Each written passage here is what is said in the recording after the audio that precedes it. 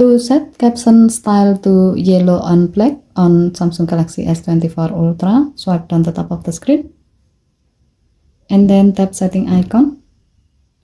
Scroll down the screen to find accessibility.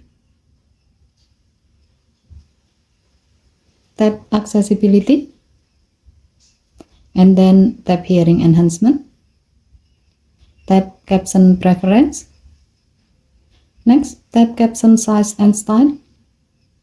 Tap caption style and then select yellow on black. When you set the style for the caption, as you can see in this preview, the caption will use yellow font on a black background.